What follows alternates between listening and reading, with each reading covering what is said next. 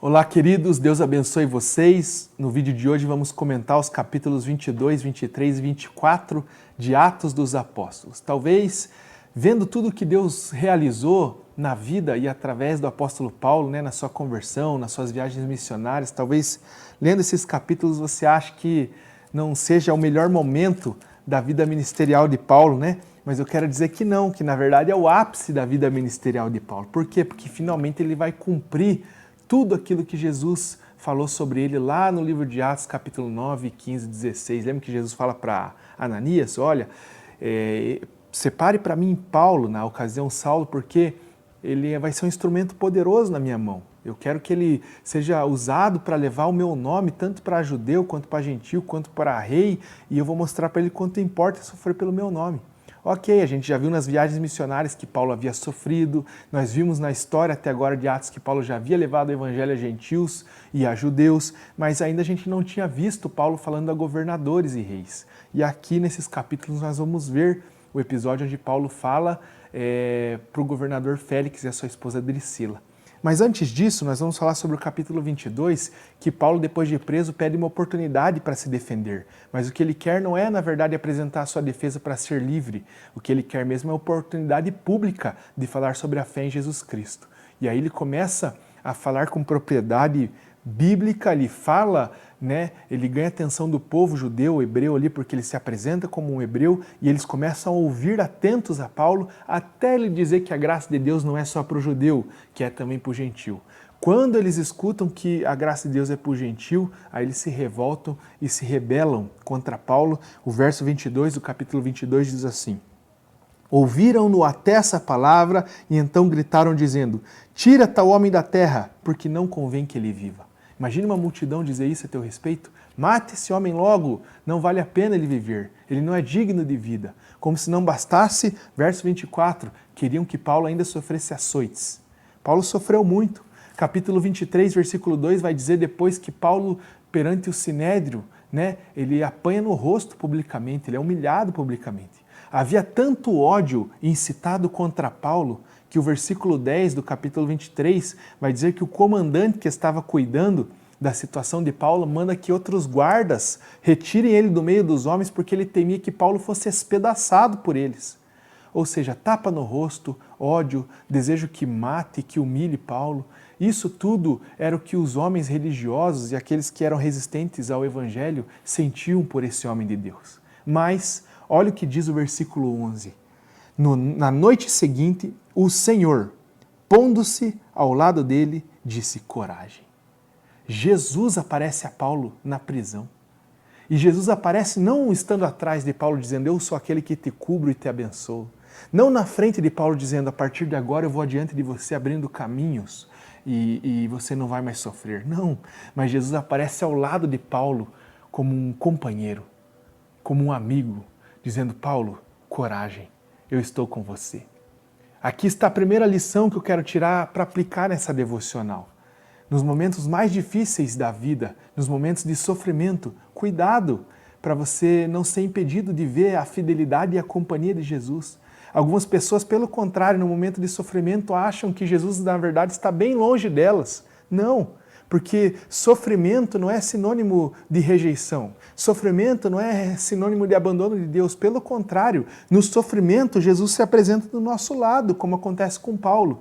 Pastor, mas acontece com Paulo porque Paulo estava envolvido em uma viagem missionária. Mas quem assegura que Jesus estará do meu lado quando eu sofro com a minha família, quando eu sofro aqui na minha realidade profissional, financeira, familiar? É claro que Jesus está do seu lado. O mesmo Jesus que estava do lado de Paulo é o que prometeu e assegurou a você que estaria ao seu lado.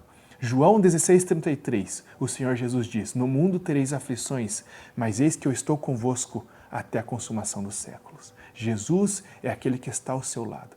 Cuidado para o sofrimento não impedir você de ver a fidelidade e a companhia de Deus. Outra coisa que me chama a atenção, que Jesus aparece ao lado de Paulo, ele diz: coragem, Paulo. Assim como você pregou aqui em Jerusalém o meu nome, eu quero te levar a Roma para que você também pregue. O que Jesus estava dizendo? Paulo, aqui em Jerusalém não é o teu fim. Eu ainda tenho uma obra poderosa para realizar através da sua vida em Roma. Esses homens que te prenderam, Paulo, acham que estão no controle da situação, acham que sua vida está nas mãos deles, mas a sua vida não está na mão dos homens, Paulo, a sua vida está nas minhas mãos. Olha que coisa interessante. Jesus está dizendo, Paulo, eu estou no controle de tudo, eu sou soberano diante de todas as coisas. Quero dizer a você, meu irmão, a tua vida não está na mão dos homens, a tua vida não está na mão dos problemas, a tua vida não está nas mãos das circunstâncias, mesmo que às vezes ela pareça descontrolada, mesmo que pareça que tudo fugiu do teu controle, que não tem solução para você, que as coisas vão acontecer conforme o problema vai conduzir. Não, a tua vida está nas mãos de Deus, tenha ânimo, se anime, você está na mão de Jesus. E depois o capítulo 23, verso 35, vai dizer que Deus, com a sua soberania, vai nos mostrar que Ele faz com que Paulo seja transportado dessa prisão para uma outra, e ele é levado para o pretório de Herodes, ou para o palácio do governador, simplificando isso, Paulo está preso dentro do palácio do governador, não é uma prisão qualquer, é dentro do palácio do governador. E aí o verso 25 do capítulo 24 vai dizer que Paulo prega para o governador. O verso 24 do capítulo 24 vai dizer que o governador chamado Félix tinha uma esposa chamada Drusila. E ela era judia e manda chamar Paulo para lhe pregar o evangelho. Eles chamam Paulo e perguntam, Paulo, quero que você me fale um pouquinho dessa fé em Jesus Cristo, como que é essa vida em Cristo que você tem.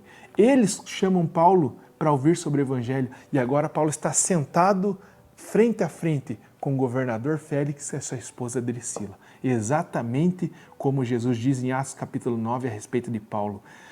Você será para mim um instrumento poderoso para levar o evangelho a gentil, a judeus e a reis. E agora Paulo está diante de um governador. Olha que coisa mais extraordinária, irmãos. E aí, olha qual foi a pregação de Paulo. Verso 25. Dissertando ele acerca da justiça, do domínio próprio e do juízo vindouro. Paulo estava diante do governador. Paulo poderia ser um mensageiro da conveniência. Paulo poderia olhar a oportunidade que ele tinha. Puxa, estou diante do governador, se esse homem estalar os dedos, eu estou livre, posso fazer a 4ª, 5ª e a 6ª viagem missionária se eu quiser. Mas Paulo não usa essa oportunidade a benefício próprio. Ele está diante desse homem e ele é um dispenseiro fiel do evangelho. E ele usa isso como uma oportunidade de pregar o evangelho transformador de Jesus. E ele fala sobre justiça, domínio próprio e juízo de Deus. Paulo prega o evangelho e o evangelho é confrontador, irmãos. Paulo não prega um evangelho que massageia esse homem ímpio, não temente a Deus. Paulo não prega o evangelho que anima e encoraja, um evangelho que motiva a vida de um homem ou a vida de um homem que Deus quer que para de viver desse jeito. Não. Paulo prega o evangelho que confronta. O evangelho é confrontador. Nós precisamos entender que o símbolo do evangelho não é uma escada que quer fazer os homens subir na vida, mas é uma cruz que quer fazer com que os homens morram para eles mesmos, neguem-se a si mesmos e sigam Cristo. C.S. Lewis uma vez diz uma coisa interessante. Ele diz que se você, por acaso, está procurando uma religião que lhe deixe confortável e agradável, definitivamente não lhe sugiro o cristianismo, porque o cristianismo é a religião do evangelho e o evangelho é a confrontação diária. O evangelho é isso. O evangelho é justiça, domínio próprio e juízo vindouro. Essa é a mensagem de Paulo a esse homem. E o texto diz que esse homem, ouvindo isso, tremeu ou temeu, ou o texto diz aqui, ficou amedrontado, Muitas pessoas ficam amedrontadas quando ouvem acerca do juízo de Deus, mas não se posicionam. Foi o que esse homem fez, ficou amedrontado e disse, por agora pode ir embora, mas quando tiver vagar ou tiver tempo eu te chamo de volta. Ele sentiu medo quando viu acerca de justiça, de domínio próprio e de juízo de Deus, mas não se posicionou. Quantas pessoas têm medo do futuro? Quantas pessoas têm medo do que o livro de Apocalipse diz? E na verdade têm medo porque não leem, porque o livro de Apocalipse não é um livro para medo, é um livro para esperança. Quando você lê Apocalipse, você fica cheio de esperança. Mas ele fala de juízo de Deus, fala. As pessoas têm medo do juízo de Deus, mas não se posicionam. Na verdade, o Evangelho sempre vai exigir dos homens uma posição, uma resposta. Outra coisa que me chama a atenção é que quem ficou com medo não era quem estava preso, era quem estava no governo. Olha o poder do Evangelho, irmãos. Faz um homem que está preso se sentir em segurança porque tem o Evangelho que lhe fala sobre a eternidade, lhe fazendo temer não somente aqueles que podem lhe tirar a vida aqui, mas temendo aquele que pode lhe dar a vida eterna. Mas aquele que estava solto tem medo tem medo, mas ele quer sustentar, na verdade, um cargo político. O verso 27 diz que ele queria assegurar o apoio dos judeus, por isso manteve Paulo preso. Quantas pessoas têm medo e temem aquilo que o Evangelho diz, mas não se posicionam, porque na verdade querem assegurar apoio dos judeus, querem assegurar cargos de confiança, querem assegurar riqueza, querem assegurar uma vida medíocre, uma vida, na verdade, imoral sexualmente, querem assegurar... Tem medo daquilo que o Evangelho fala, mas para elas é interessante continuar como estão. Não. O Evangelho sempre vai exigir de nós mudança, reação. Uma vida, na verdade, que concorda, que se alinha com a vida de Jesus Cristo. Essa é a devocional de hoje. Espero você para o próximo vídeo. Deus abençoe.